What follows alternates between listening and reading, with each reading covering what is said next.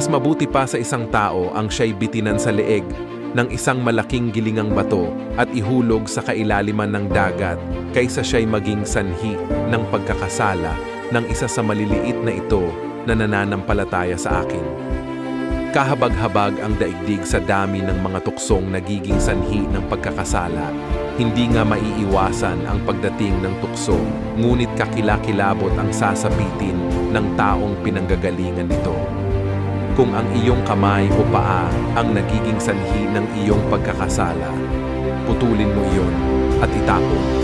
Mas mabuti pa ang magkaroon ng buhay na putol ang isang kamay o isang paa kaysa kumpleto ang iyong dalawang kamay at dalawang paa na itatapon sa apoy na hindi namamatay.